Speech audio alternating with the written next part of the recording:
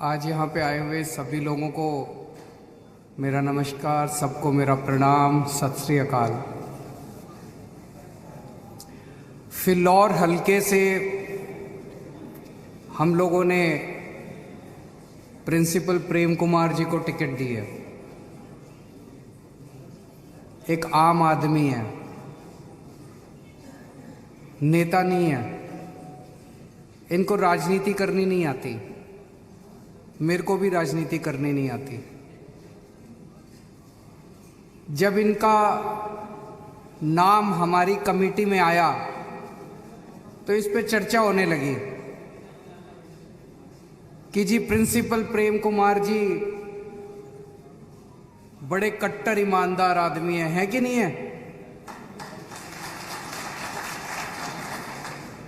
कट्टर ईमानदार आदमी है, इज्जत बहुत है लोगों में, सारे हलके के लोग इनको जानते हैं, आम आदमी पार्टी के पुराने वॉलंटियर हैं।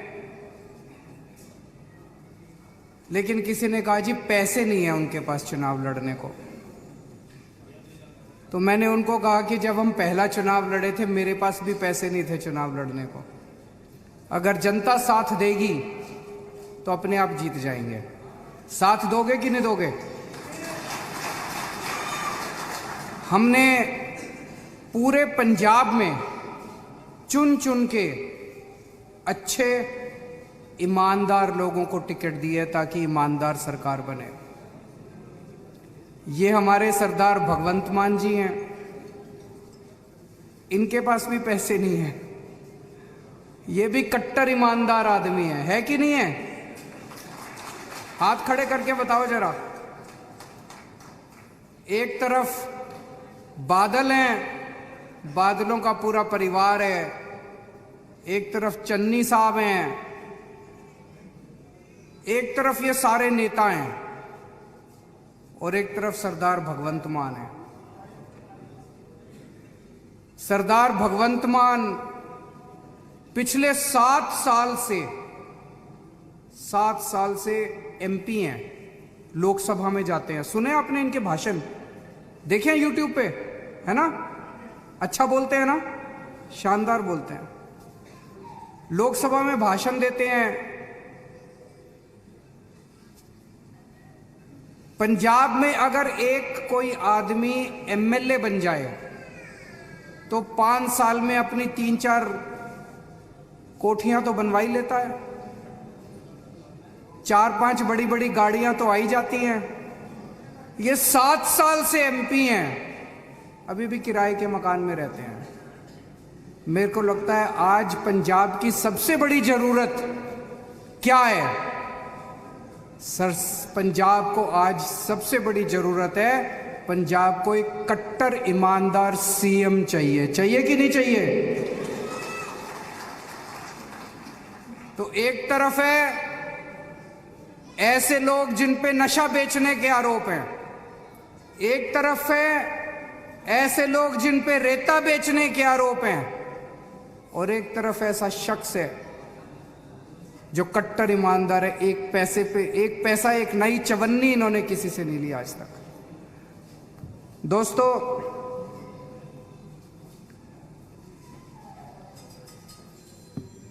हमने मैंने और मान साहब ने दोनों ने बैठ के कई घंटों बात की है। हम लोगों ने कई घंटे कि पंजाब को कैसे बदलना है, पंजाब की खेती कैसे बदलनी है। कई किसानों से बैठ के हमने बात की, खेती कैसे बदलनी है, पंजाब की इंडस्ट्री कैसे वापस लेके आनी है। सारी इंडस्ट्री इन्होंने बाहर भेज दी। पंजाब के बच्चों को रोजगार कैसे देना, एक लड़की ने खड़े होकर पूछा था। पंजाब के बच्चे सारे बाहर जा रहे हैं और जो बच गए वो सारे नशा कर रहे हैं। पंजाब से नशा कैसे खत्म करना है, बेअदबी कैसे रोकनी है, बेअदबी करने वालों को सजा कैसे देखनी है। दिल्ली में हमने इतने शानदार स्कूल बनाए, पंजाब में शिक्षा कैसे ठीक करनी है। जैसे दिल्ली में ठीक की ऐसे पंजाब में भी ठीक करेंगे। पंजाब में अस्पताल कैसे ठीक करने हैं, जैसे दिल्ली में अस्पताल ठीक किया ऐसे पंजाब में भी ठीक करेंगे। पंजाब की सड़कें कैसे ठीक करनी है, बिजली के बिल, कितने बिजली के बिल आते हैं आपके, कितनी महंगी है बिजली। दिल्ली में 24 घंटे बिजली आती है और फ्री में बिजली आती है। पंजाब में भी अब फ्री में बिजली देंगे, 24 घंटे बिजली देंगे। ये पूरा प्लान हम लोगों ने कई कई घंटे बैठ के बनाया है, लेकिन ये सारा प्लान तभी सफल होगा जब पंजाब के अंदर ईमानदार सरकार आएगी, कट्टर ईमानदार सरकार आएगी। इन लोगों ने 1966 में पंजाब अलग सूबा बना था, तब से लेके आज तक 26 साल कांग्रेस की सरकार रही, 19 साल बादल परिवार की सरकार रही। इन दोनों ने, कांग्रेस ने और अकाली दल ने मिलके पंजाब को लूट लिया। इनकी सरकार आती है, वो उनके खिलाफ कोई एक्शन नहीं लेते, उनकी सरकार आती है, ये इनके खिलाफ को, दोनों लूटते हैं। आज पंजाब को एक ही जरूरत है कि कट्टर ईमानदार सरकार चाहिए। चन्नी साहब पे आरोप लग रहे हैं कि चन्नी साहब रेता चोरी करते हैं। उनके घर पे ईडी की रेड हुई, उनके रिश्तेदारों के घर पे बड़े बड़े नोटों की गड्डियां मिली। देखिए आप लोगों ने, बड़े बड़े नोटों की गड्डियां मिली उनके घर पे।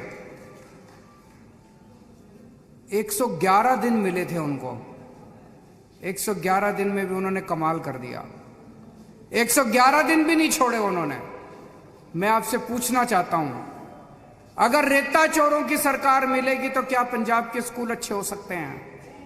अगर रेता चोरों की सरकार बनेगी तो क्या बिजली मिल सकती है? अगर रेता चोरों की सरकार मिलेगी तो क्या आपका पंजाब को भविष्य मिल सकता है, आपके बच्चों को भविष्य मिल सकता है? नहीं मिल सकता। आज आपको कट्टर ईमानदार सरकार चाहिए, ऐसे प्रिंसिपल प्रेम कुमार जैसे एमएलए चाहिए और सरदार भगवंत मान जैसे सीएम चाहिए।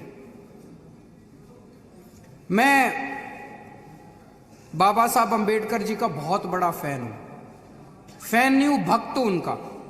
मैं पूजा करता हूं उनकी। आइंस्टाइन ने एक बार बोला था महात्मा गांधी के लिए कि आने वाली पीढ़ियां यकीन नहीं करेंगे कि ऐसा इंसान पृथ्वी पे पैदा हुआ था। यह बात मैं बाबा साहब अंबेडकर के लिए बोलना चाहता हूं कि आने वाली पीढ़ियां यकीन नहीं करेंगी कि बाबा साहब अंबेडकर जैसा इंसान इस पृथ्वी के ऊपर पैदा हुआ था। अभी एक शख्स आए थे यहां पे, मैंने 3 दिन पहले दिल्ली में 26 जनवरी पे ऐलान किया है कि बाबा साहब अंबेडकर अब दिल्ली के किसी भी दफ्तर में, दिल्ली सरकार के किसी भी दफ्तर में, किसी भी स्कूल में, किसी भी ऑफिस में दिल्ली के मुख्यमंत्री की फोटो नहीं लगेगी, बाबा साहब अंबेडकर और सरदार भगत सिंह की फोटो लगेगी, शहीद आजम भगत सिंह की।